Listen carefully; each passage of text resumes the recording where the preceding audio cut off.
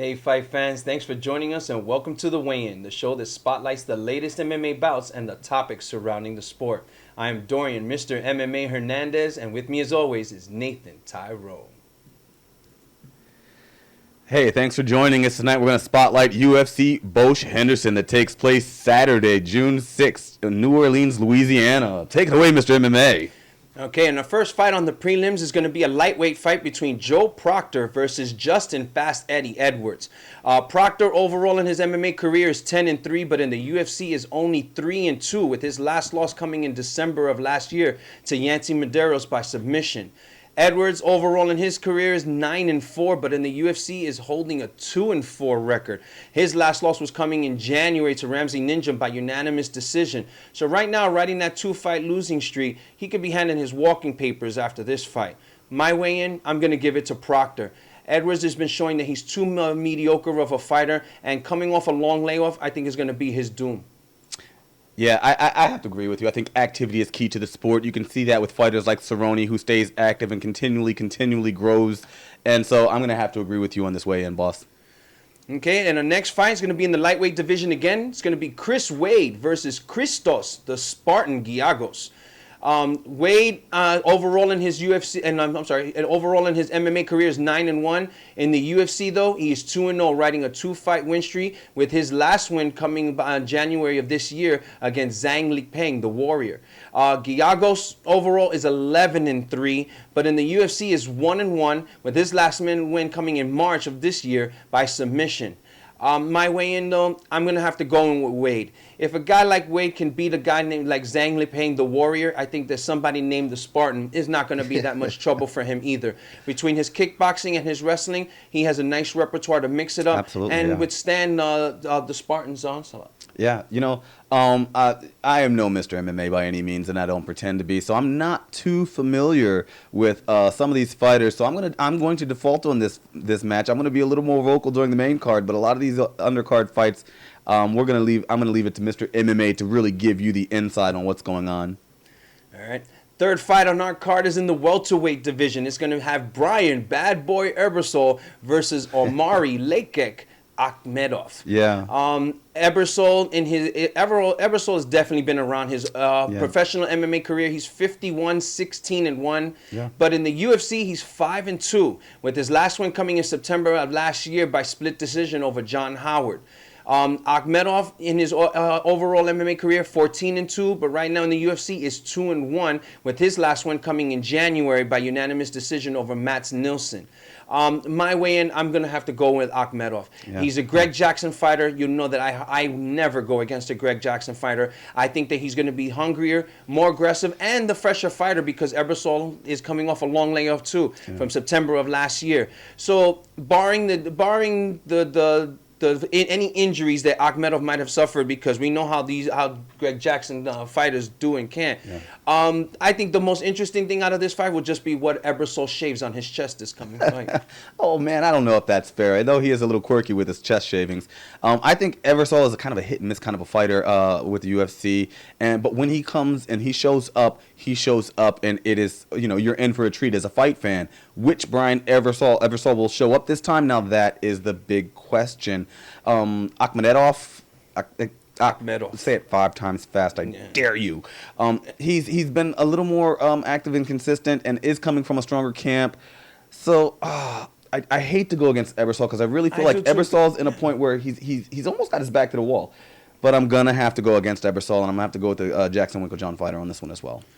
Okay, and I guess you could say the main event, or the main fight on the prelims, is going to be a heavyweight matchup. It's going to be Sean the Savage Jordan versus Derek the Black Beast Lewis. Jordan right now overall is 17-6 in his professional MMA career, but in the UFC he is 5-3, with his last one being a TKO victory in January over Jared Cannonier. Lewis overall is 12-3-0 with 1 no contest, but in the UFC is 3-1. Okay, his last one was in February of this year, but also a TKO. So it's going to be interesting. It's a TKO over Ruin Potts. It's going to be interesting with these two. No matter what, we're going to definitely see some huge haymakers and blows. Yeah, But if I have to give in my way in, I'm going to go in with Jordan.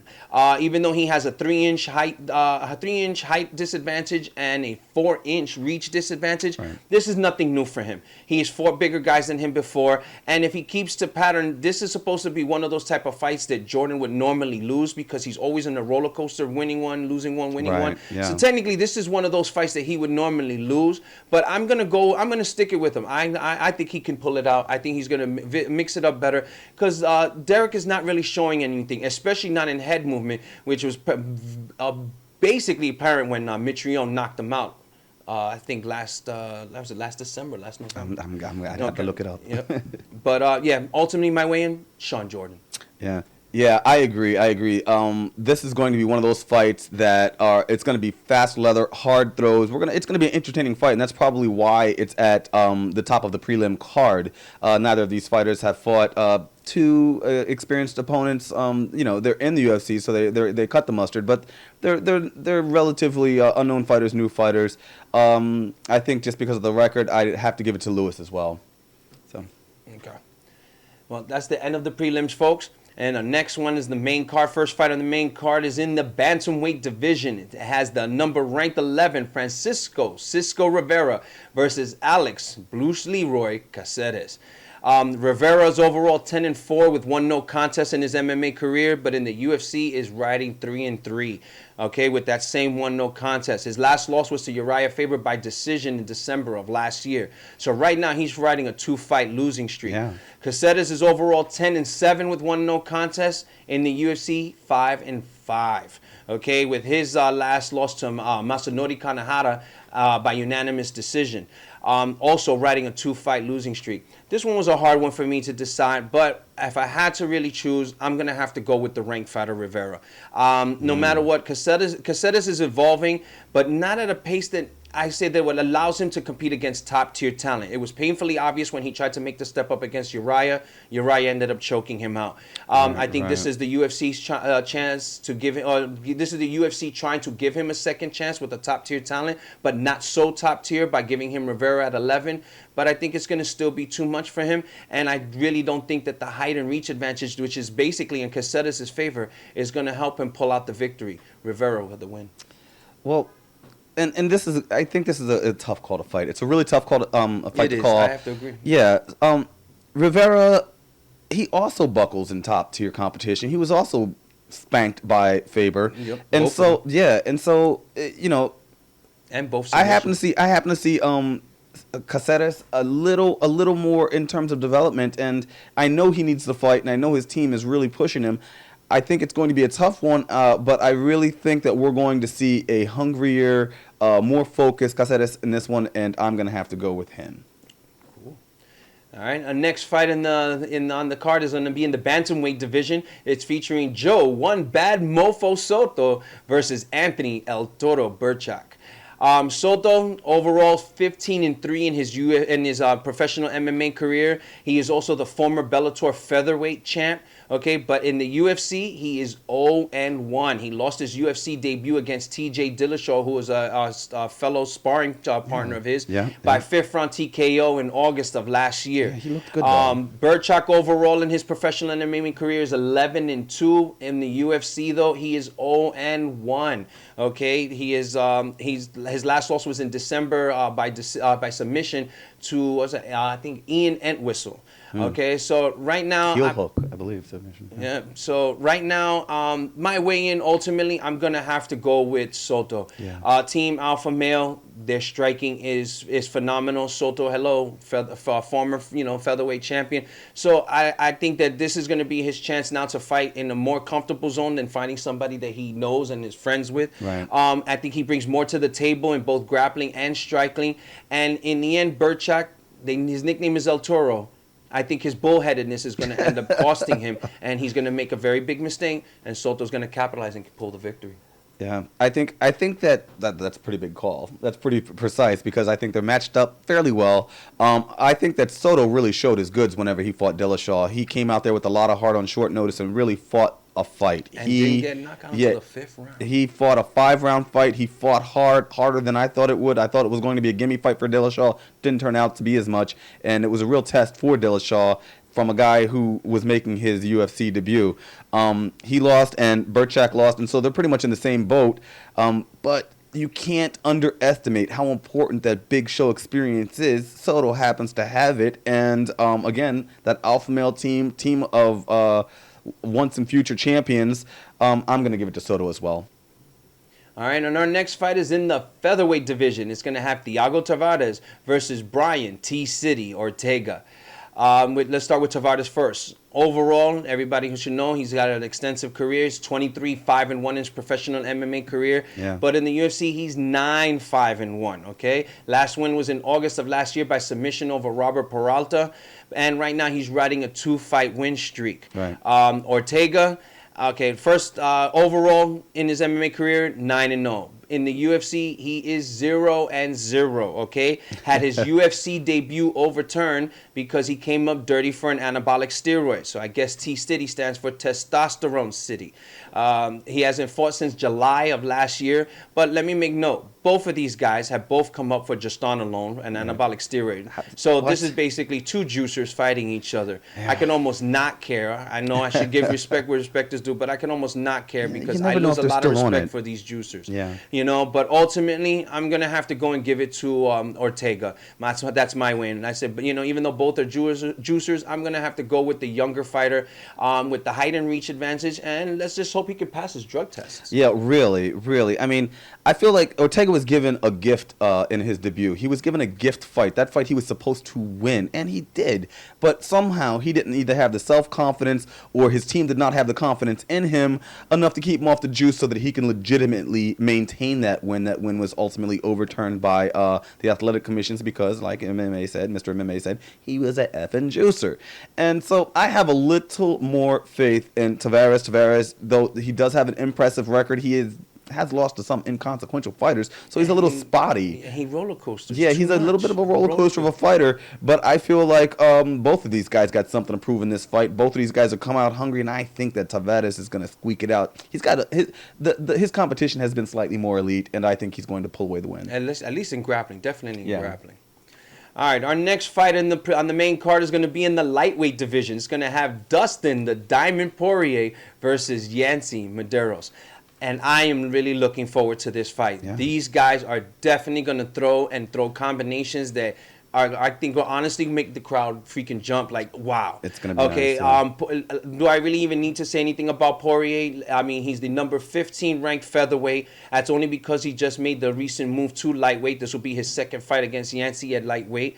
In the UFC, he has a 9-3 record. Okay. Yeah. He was at one point in time even in the top 10 for the featherweight division as far as ranked. This is going to be, like I said, his second fight at lightweight. Right. He said that the weight cut has been real comfortable. He likes the lightweight, so he's definitely feeling comfortable and going to give it a try. So honestly, I'm looking forward to this fight. I'm going to be really keeping my eye on this one. Yeah. Medeiros overall is 11-2-0 in his professional MMA career with one no contest. But in the UFC he's 2-2, so he's looking kind of average with that one no contest too. Yeah. He would be 3-2, but he had a victory over Yves Edwards overturned because he came up dirty for marijuana. Dirty bird. But every single time he comes in that cage, he is showing massive improvement, just like Max Holloway. And mind you, both of these guys from Hawaii. Right. Okay, so right now Medeiros is riding a 2-fight win streak, and this is his test right now more than anything against a named fighter, let alone a ranked fighter, to show he belongs in the competition and in the championship talks. Yeah. My ultimate weigh-in though, and I'm gonna say it, it's biased. I'm going for Dustin the Diamond Poirier. More than any, there's big reasons for this. One, Yves Edwards is a campmate and fellow sparring partner of Poirier, so he definitely going to want to get revenge for Edwards because not too long after Edwards retired from MMA and is no longer competing professionally. Plus Poirier, and more than anything I said, is he's more comfortable now at 155. He says that he doesn't go through a horrible weight cut like he did trying to make featherweight. That'll kill you. So it's going to be really interesting to see how comfortable he is, especially now being his second fight at lightweight. Yeah. So, I think he's going to be very comfortable. I think he's very excited. He's very energized. He almost seems remotivated as a fighter. Medeiros,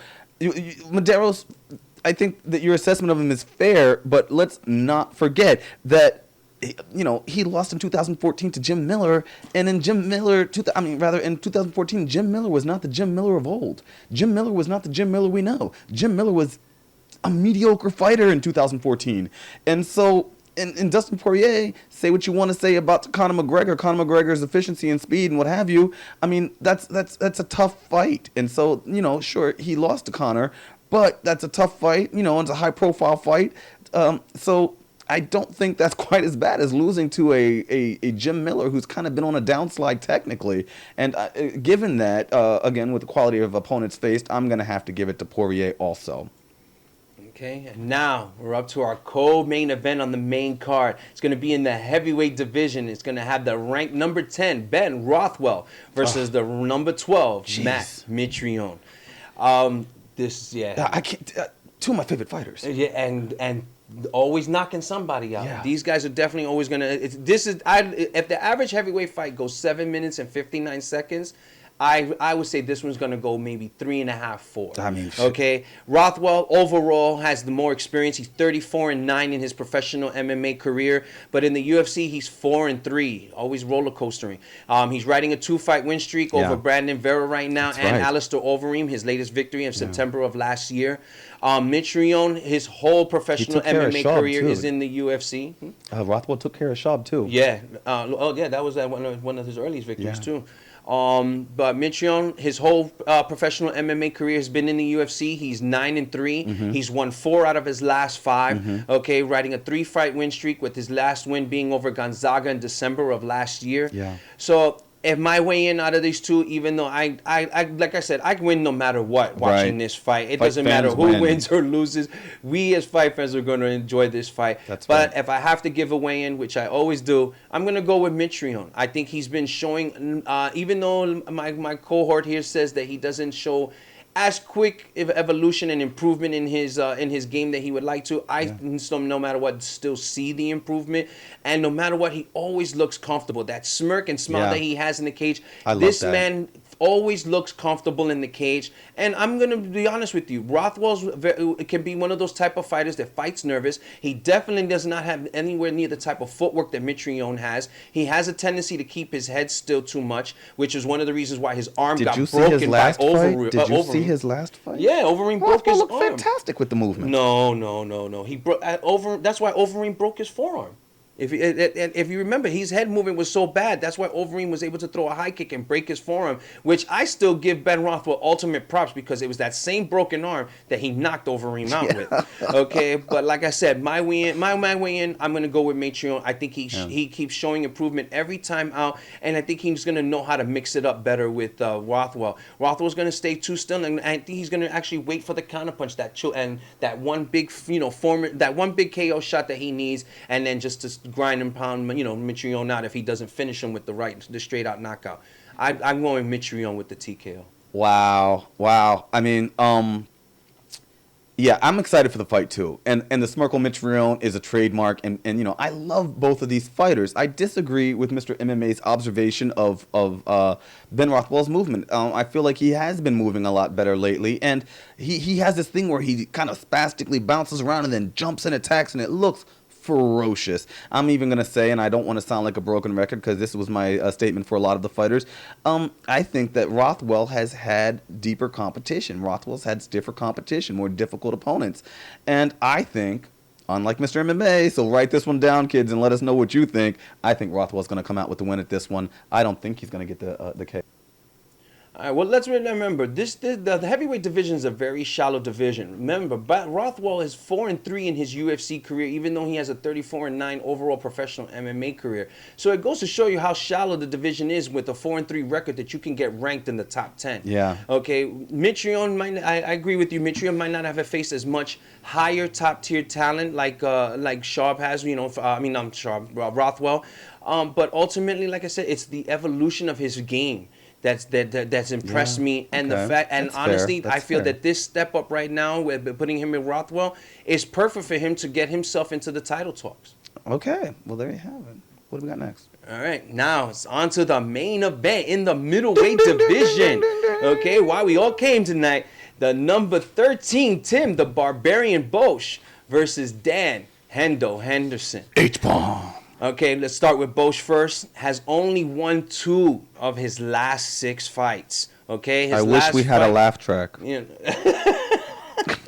his last fight was a second-round submission loss to Yeah. Thales Laertes in January. Yeah. So right now, Bosch is really trying to fight hard to get himself back into the Keep win his column job. and definitely, exactly, and not lose his job. Yeah. Henderson, look, since his reabsorption from Strikeforce, he's gone 2-5. Okay, he's riding a 2-fight losing streak, Yeah. and that's after getting shellacked by Daniel Cormier at light heavyweight and Shellacked. Jabbar Mousasi in January at middleweight. Yeah. Okay, so my way in, ultimately, I'm going to have to give it with Bosch. I mean, with all the injuries, surgeries, and past performances, Hendo is starting to look like the one-trick pony that he normally isn't. But he's just looking too war-torn. I think Bosch, being the younger, faster fighter, and like I said, way less war-torn, I think Bosch is going to pull it out. Either unanimous decision, but I wouldn't be surprised if he TKO'd Henderson too. Yeah, I mean, unfortunately, I agree with you. I'm no big Tim Bosch fan. I am a Dan Henderson fan, but unfortunately, like a legend, all legends, the sun sets on a legend. Dan Henderson, unarguably, unquestionably, is a living legend in the sport and really has nothing more to prove to anyone other than himself. He's taken some hard times, some hard licks, and some hard knocks, and I really hate to see people of championship quality like Henderson not know when to quit. I wonder what motivates the matchmakers to put this at the top of the card, and I can only assume that this might be the swan song for the legend. This might be the last time we see Henderson fight. This might be Henderson's chance to go out with a win, and God, I hope he gets it. But I don't think he will. Henderson's time, unfortunately, is over. I think it's painfully obvious while watching him that the sun has set, and he just doesn't know it yet. And unfortunately, I agree with you. Not only has the sun set, but I believe the lights will go out. And I'm going to give it to Bosch also. Well, there you have it, fight fans. That's the whole card. Let us know what you think about our predictions. What are your predictions? If you have any little disparages or what have you, and just give us an idea what you think. You can follow me on Twitter at Mr. MMA. We'll have the link at the end of the video, and just let us know what you think. And like always, we appreciate you tuning in to us, and we expect you guys to chime in on the comment section. Follow us on Facebook at The Weigh In MMA. Follow us on Twitter, Fight Nights. Mr. MMA is always chatting up the fight fans, chatting up the fighters, getting in the mix, as it were, during the fights. And we want to thank you again for watching The Weigh In, and we'll see you next time. Yeah.